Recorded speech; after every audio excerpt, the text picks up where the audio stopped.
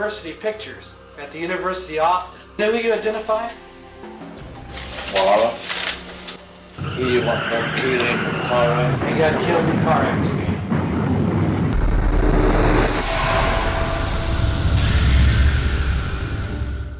Madeline Brown was the catalyst that brought the entire story together. Madeline was the one person that knew all the key people involved: Lyndon Johnson, Billy Saul Estes, Cliff Carter, Jack Ruby, Mac Wallace. Madeline tells her story in her book, Texas in the Morning.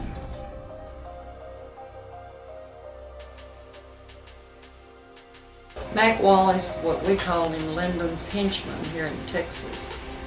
Mac Wallace had been involved with Lyndon's sister way back in the early 50s, and he killed, it was a love triangle, Lyndon's sister Josepha, and Mac Wallace and John Kinzer, the golf pro in Austin, it was a crazy love triangle. And Mac Wallace killed John Kinzer. This was the shortest murder case in history in Texas. Mac Wallace was given a 5-year suspended sentence for cold-blooded murder in Texas. And he was convicted.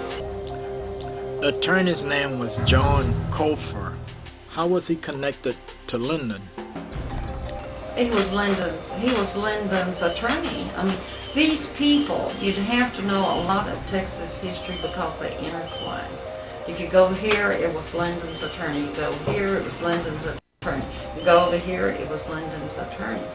And so he controlled the media here in Texas. So if you wanted anything, you got exactly what he wanted here. John Cofer and Lyndon Johnson were close personal friends. It was John Cofer that represented Johnson in the Box 13 scandal. It was John Cofer that was paid $85,000 to represent Billy Saul. It was John Cofer that got Mac Wallace off when he murdered John Kinzer.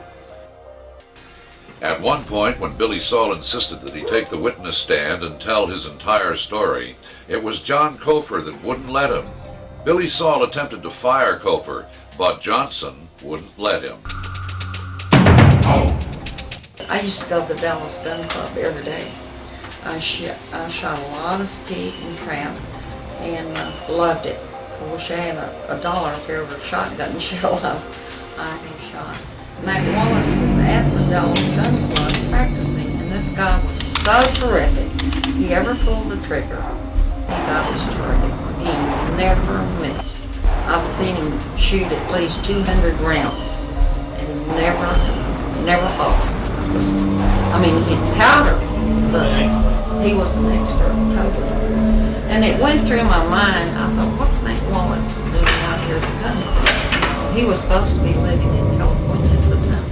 How many different murders was Mac Wallace accused of? Well, Billy Saul said there were 18 or 19 murders. Billy Saul Estes had served prison time, taking a rap for some of the things that Lyndon did. I think Billy Saul knows every detail of the assassination of John Kennedy. I sure did. What makes you think that? Because I saw he and this Malcolm Wallace and Cliff Carter at the Driscoll Hotel talking to Lyndon and just kill him. Yes, I did. Several months, I think, prior to the assassination of John Kennedy. But this was a team. This was a team that always met together. Had you seen them in the past? Yes, I had seen them. Douglas Caddy represented Billy Saul Estes in his negotiations for immunity with the Justice Department. Based on these negotiations, the Justice Department reopened its investigation into the Kennedy assassination.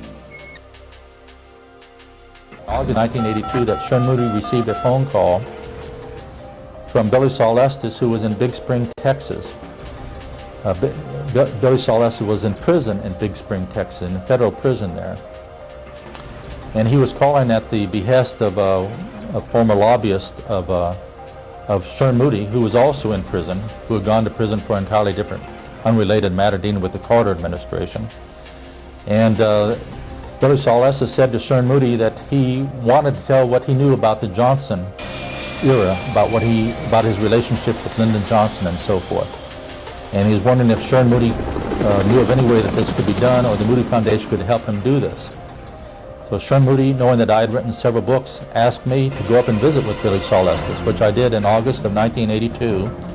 I went to Big Spring, Texas, and I visited with Billy Saul Estes in the prison there. And he asked what would be the best way for him to get his story out. And I said, well, I think you should write a book. And if you're interested in writing a book, I can put you in touch with a literary agent. Lucianne Goldberg was the literary agent I would ultimately put him in touch with. She was a prominent New York literary agent. And the book could be published. I said, and I'm sure that Sherman Moody and the Moody Foundation would be glad to assist in this project. Since you are telling me, I said to Billy Saul Estes, you're telling me you're going to tell the full story. He said he was willing to tell the full story. But I never heard anything more. We never heard anything more from Billy Saul Estes. But apparently what he did, until later, but apparently what he did was to take the idea and give it to his daughter. And his daughter wrote a book instead called Billy Saul Estes, King of the Wheeler Dealers, which was an excellent book.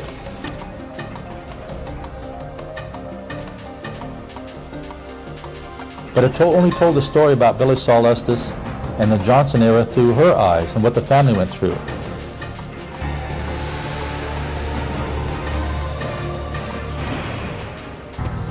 So when Billy Saul Estes was released from prison in December of 1983, he called Sherman Moody again, and he said, I'm being released from prison. I want to write this book that we talked about some time ago, that I talked about with your associate Doug Caddy. Since then, my daughter Pam Estes has written a book. It's been well received. In fact, it's getting rave reviews, and she's been being interviewed by the media, and she really doesn't know anything other than what happened to the family. He said, I know everything, and I think that if I were to write a book, it could have quite an impact. And could you, he's speaking to Sherman Moody at this time, could you and the Moody Foundation assist me? Billy Saul Estes has been the subject of what has been called one of the greatest controversies in American history. Some people call him a wizard, some people call him a crook. He spoke very candidly with me when I visited him in Abilene, Texas. What did Robert Kennedy have against you? Oh, Robert Kennedy had nothing against me personally, or nothing against Lyndon Johnson personally. He wanted to be the most powerful man in the United States and the world, and he was fighting the most powerful man in the world and couldn't win. When Billy Saul Estes was on trial for his illegal cotton allotments, Bobby Kennedy